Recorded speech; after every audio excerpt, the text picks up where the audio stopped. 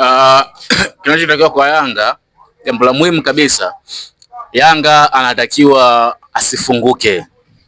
Sawa Asifunguke kwa nini? Kwa sababu Al Ahly ni timu kubwa, alafu ana quality kubwa.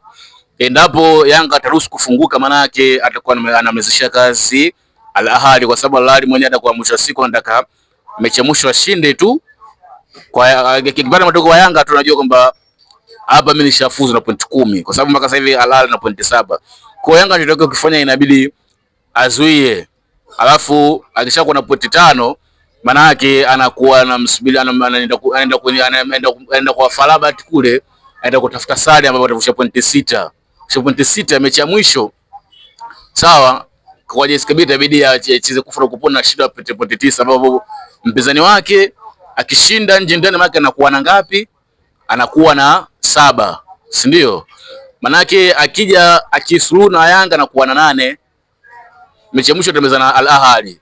Kwa na Al Ahly endapo atasuru, manake atakuwa ana 9, Yanga atapita kwa sababu ya kumfunga. Kwa hiyo Yanga ndio kukifanya kwamba mechi hii inayofuata yeye asiingie kwa mpaka kushambulia. Kiingie kwa mpaka kushambulia, inawezekana akapotea kabisa kwenye track, kwa sababu ya yeye atakuwa na kipengele kigumu, kwa sababu atakuwa amepoteza mechi 2 afu mwenzake amepoteza mechi 1. Kwa Yanga inabidi azuie, lakini sima funguke anaweza kaumia kama ilivyo mechi ya kwanza. Aliangalia kwa nafasi ambayo ipo Al Ahly na pointi ambazo anazo na mechi ambazo zimebaki, Al Ahly lazima atacheza kwa njia kuzuia, kwa sababu kwanza anajua ipo genini na tunafahamu Al Ahly anapokuwa genini na kuaje, au timu za Afrika zinapoenda genini na kuaje. Kwa lazima atakuja kwa njia ya kuzuia. Kwa hiyo tunamsubiri Yanga yeye aweze kucheza muda wote.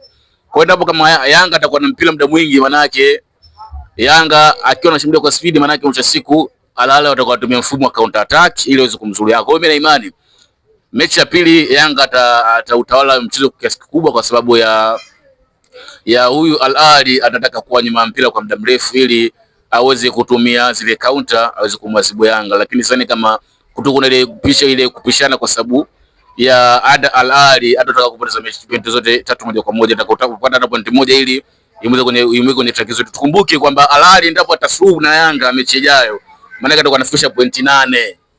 Kama wewe hapo ina guarantee hapo atafuta tasare mechi inayofuata.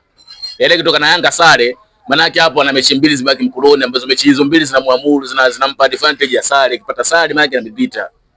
Kwa hiyo lazima tazuie pate sare afishe pointi 8. Kwa hiyo kuna possibility kubwa sana ya mechi ijayo Al Ahly akaja na mpango wa kuzuia zaidi kuliko kushambulia.